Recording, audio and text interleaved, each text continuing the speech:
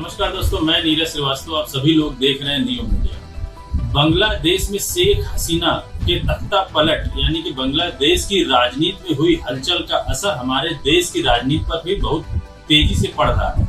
अगर गौर किया जाए तो विगत कुछ दिनों से बांग्लादेश में हिंदुओं के प्रति होने वाले हिंसक वारदातों को भारत देश में भी एक मुद्दा बनाने की कोशिश की जा रही है। अभी कुछ दिन पहले ही महाराष्ट्र के एक बीजेपी के बड़े नेता ने उद्धव ठाकरे जी से बात बोली कि हिंदुओं पर होने वाले अत्याचार को लेकर उद्धव ठाकरे जी क्यों नहीं बोल रहे हैं। ऐसा लग रहा है कि मानो बीजेपी विगत कुछ महीनों से मुद्दों की तलाश कर रही है। और बीजेपी तो छोड़ दीजिए, बीजेपी के साथ साथ मुख्य धारा की मीडिया और इंस्टीट्यूशंस, जो इंडियन इंस्टीट्यूशंस हैं, वो भी ये तलाश रहे हैं कि बीजेपी के पास कोई ना कोई मुद्दा आने वाले 3 बड़े स्टेट्स के इलेक्शंस में होने चाहिए। नहीं तो ऐसा प्रतीत होना शुरू हो गया है कि बीजेपी के पास कोई मुद्दा नहीं, और जो भी मुद्दे बन रहे हैं मुद्दे कहीं ना कहीं अपना रास्ता भटक कर इंडिया गठबंधन की ओर पहुंच जा रहे हैं। अगर गौर कीजिए तो बांग्लादेश में होने वाले इस घटना का असर हमारे देश की राजनीति पर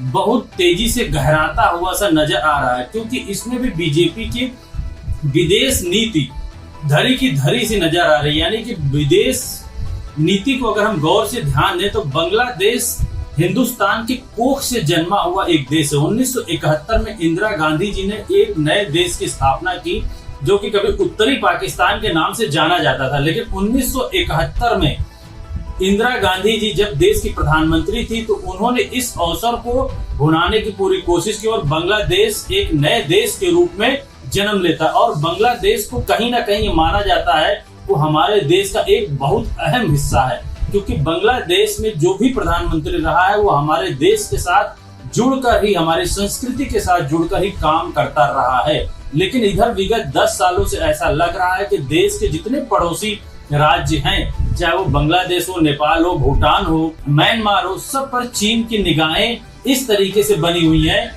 कि चीन कहीं ना कहीं वहां कुछ न कुछ षड्यंत्र करके अपनी स्थिति मजबूत करता हुआ नजर आ रहा। अब यही मुद्दा पूरे देश में फैल चुका है कि देश को तो बीजेपी संभाल नहीं सकी, साथ ही साथ विदेश की भी जो नीति थी इतनी खराब है कि आज हमारे इर्द गिर्द सारे दुश्मन ही हो गए, जो कि कभी कांग्रेस के टाइम में दोस्त हुआ करते थे।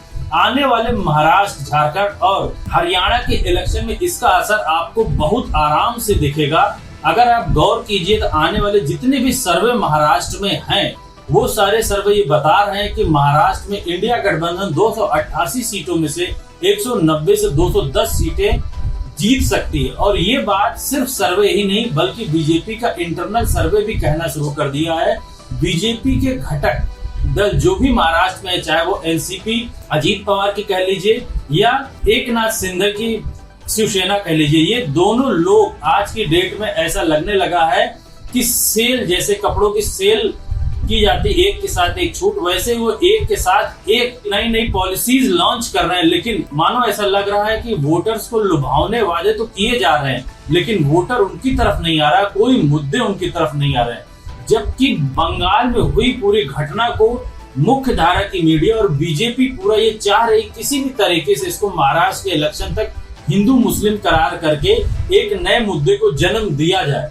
लेकिन ऐसा लग रहा है कि मानो पूरे देश के लोगों ने अपनी आंखें, अपने कान खुले एकदम रखे हुए हैं और ये मानने को तैयार नहीं है कि हम हिंदू और मुस्लिम पर आने वाले समय में कोई भी इलेक्शन लड़ेंगे। क्योंकि अगर आप अभी गौर करें, कुछ दिन पहले कांवड़ियों को लेकर भी बीजेपी ने पूरा प्रयत्न किया था कि हिंदू और मुस्लिम किया जाए, लेकिन मुस्लिम समाज ही कुछ नहीं बोला और ये खुद कह दिया कि आने वाले लोग अगर आएंगे तो हमारे पास आएंगे एज ए कस्टमर, नहीं आते हैं तो कोई बात नहीं, 20 से 25 दिन के बाद हम अपनी दुकानें शुरू करेंगे। ऐसा लग रहा है कि जो अल्पसंख्यक वर्ग है वो अपने आप को एकदम शांति के साथ देश में रहना चाहता है और वो अपनी ताकत को, सबसे बड़ी बात है वो अपनी ताकत को समझ चुका है।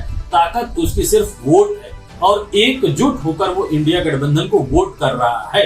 यही बात अगर आप गौर कीजिए तो उद्धव ठाकरे, शिवसेना के उद्धव ठाकरे जी ने अभी एक प्रेस कॉन्फ्रेंस में ये बात बोली थी कि बंगाल में होने वाली घटना में जो हिंदू मारे जा रहे हैं उसको सीधे सीधे मोदी जी को देखना चाहिए, ना कि किसी और पार्टी को। मोदी जी वहां पे हिंदुओं को बचाने में असक्षम होते जा रहे हैं, यानी कि जिस मुद्दे को बीजेपी उठाने की कोशिश कर रही थी वो मुद्दा भी घूमकर अपना रास्ता बदलकर इंडिया गठबंधन की ओर चला जाता है। अभी उद्धव ठाकरे जी पूरे महाराष्ट्र को घूमने के बाद अभी वो दिल्ली पहुंचे हुए हैं। दिल्ली में उनके राहुल गांधी जी से मीटिंग हुई है और मल्लिकार्जुन खड़गे जी से मीटिंग हुई है।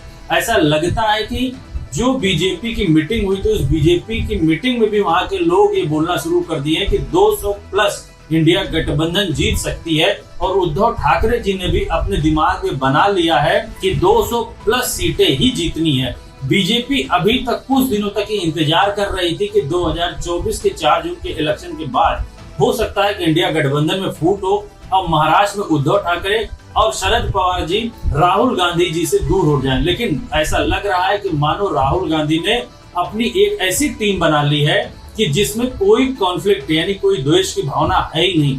कुछ लोग ये समझते थे कि आने वाले समय में सीट को लेकर कुछ लड़ाई होगी, लेकिन वह भी कहीं से भी ये मुद्दा सुदबुदाहट कहीं से नहीं दिख रही है और इंडिया गठबंधन में सीट का बंटवारा हो, किन सीटों पर किसको लड़ना है, इसका चुनाव हो, ऐसा मानो लग रहा है कि ना एनसीपी कर रही, ना उद्धव ठाकरे जी कर रहे हैं, ना राहुल गांधी कर रहे हैं। ऐसा मानो लग रहा है पूरी एक इंडिया गठबंधन की टीम है वो कर रही है। आने वाले समय में देखना बड़ा दिलचस्प होगा कि महाराष्ट्र की राजनीति कैसे कैसे करवटें बदलती है। हमारी पूरी टीम की निगाहें इस पर बनी हुई है।